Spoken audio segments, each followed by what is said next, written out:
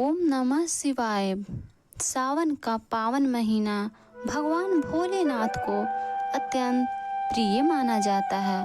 मान्यता है कि इस माह में श्रद्धा और विश्वास के साथ सोमवार का व्रत करने तथा उसकी कथा सुनने से महादेव शीघ्र प्रसन्न होकर भक्तों की मनोकामनाएं पूर्ण करते हैं।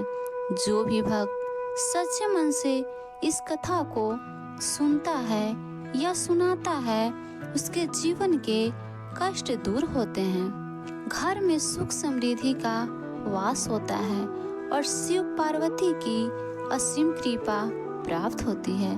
तो आइए पूर्ण श्रद्धा, विश्वास और भक्ति के साथ सुनते हैं सावन स्पेशल सोमवार व्रत कथा प्रारंभ करने से पहले मन ही मन भगवान शिव और माता पार्वती का स्मरण करें और कमेंट में श्रद्धा पूर्वक लिखें हर हर महादेव।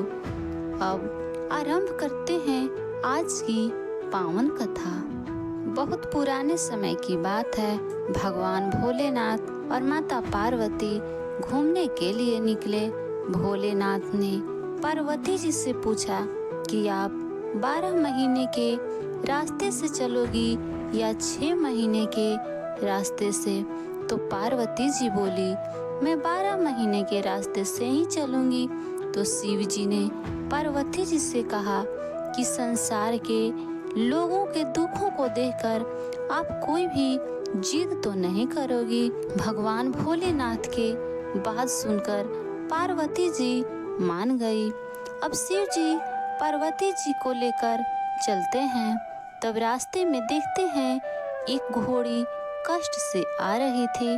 उसका बच्चा होने वाला था और वह दर्द में थी। तो उसकी पीड़ा देखकर पार्वती जी ने पूछा, यह घोड़ी क्यों कष्ट में आ रही है? तब भोलेनाथ कहते हैं कि माँ बनने वाली है। पार्वती जी बोली कि माँ बनने में इतना कष्ट है, तब आप मेरे तो गांठ लगा दो। शिव जी कहते हैं अभी आगे चलो। तभी रास्ते में एक राजा का राज्य आता है।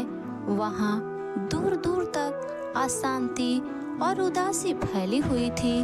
वह सब अशांति और उदासी को देखकर पार्वती जी भगवान भोलेनाथ से पूछती है कि यह सब उदास और अशांत क्यों हैं? तब गांव के लोग कहते हैं हमारे नगर की रानी माँ बनने वाली है और कष्ट में जिंदगी बिता रही है, इसलिए हमारे गांव में उदासी छाई हुई है। तब पार्वती जी फिर भोलेनाथ से कहती है कि माँ बनने में इतना कष्ट है, तब आप मेरी गांठ लगा दो।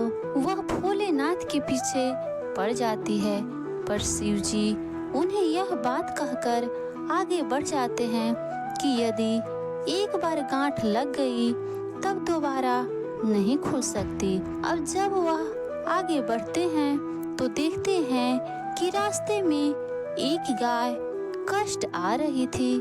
उसकी दर्द को देखकर पार्वती जी फिर से बोलती है, माँ बनने में इतना कष्ट है, तब आप मेरे गांठ ही लगवा दो। पार्वती जी यही बात को लेकर भगवान भोलेनाथ से जिद करने लगी। तब भोलेनाथ ने पार्वती जी को गांठ लगा दिया। अब वह दोनों आगे बढ़े। इस प्रकार चलते चलते वह दोनों पार्वती जी के पीहर पहुँचते हैं। वहाँ सब उन दोनों को खूब आव भगत करते हैं। मीठे मीठे पकवान बनाए जाते हैं, पर शिव जी जो भी खाना बना होता है वह सब खाना खा जाते हैं। अब पार्वती जी क्या खाए? तब वह बथुए की साग खाकर पानी पी लेती है। दोपहर में जब वे दोनों विश्राम करते हैं तो भोलेनाथ पार्वती जी से पूछते हैं कि आपने क्या खाया? तो पार्वती जी कहती है जो आपने खाया वही मैंने खाया। पार्वती जी के सो जाने के बाद भोलेनाथ उनकी पेट की नाभि की ढकनी खोलकर देखने लगते हैं कि पार्वती जी ने क्या खाया। तब उनके पेट में बथुए के साग और पानी के अलावा कुछ नहीं दिखता है। पार्वती जी के जगने के बाद भोलेनाथ उनसे कहते हैं, आपने तो हमसे झूठ बोला था, आपने तो बथुए के साग और पानी पिया है। तब पार्वती जी भोलेनाथ से जिद करती है कि आज के बाद कोई भी किसी भी नारी की ढकनी खोलकर नहीं देखेगा, अर्थात आज के बाद कोई भी किसी भी नारी की ढकनी खोलकर नहीं देखेगा, अर्थात आज के बाद कोई भी किसी भी नारी के पेट में नहीं देख सकेगा, क्योंकि किसी भी महिला के पेट में उसके ससुराल और पीहर की लाज होती है। वो वचन दे, तब भगवान भोलेनाथ को वचन देना पड़ता है। उसके बाद से अब तक किसी की भी ढकनी नहीं खुलती है। अब वह दोनों वापस कैलाश पर्वत की ओर निकलते हैं। तब रास्ते में गाय अपने बछड़े को चाटती हुई दिखती है और खूब खुश दिखाई देती है। यह सब दृश्य को देखकर पार्वती जी भगवान भोलेनाथ जी से अपनी गांठ खोलने को कहती है। तब शिव जी कहते हैं, मैंने आपसे पहले ही कहा था कि गांठ मत लगवाओ, लेकिन आप तो जिद पकड़ ली। अब वह दोनों आगे बढ़ते हैं।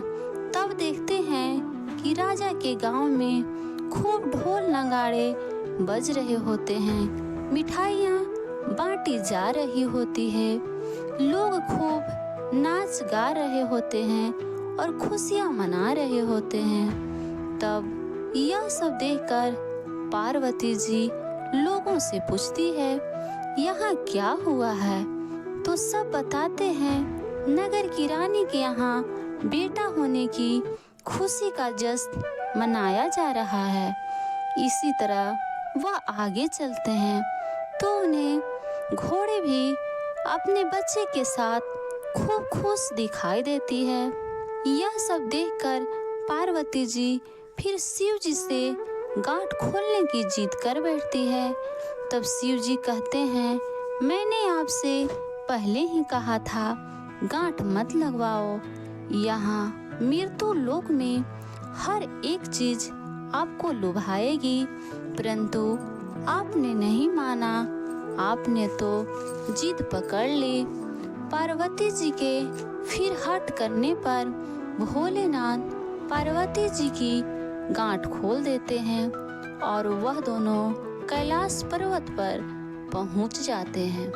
भगवान भोलेनाथ जैसे पहले माता पार्वती के गांठ लगाई, किसी पर भी गांठ मत लगाना, और जैसे बाद में माता पार्वती जी की गांठ खोली, वैसे इस कहानी को कहते और सुनते सभी को अमर सुहाग देना। भगवान भोलेनाथ और माता पार्वती की कृपा आप और आपके परिवार पर सदैव बनी रहे।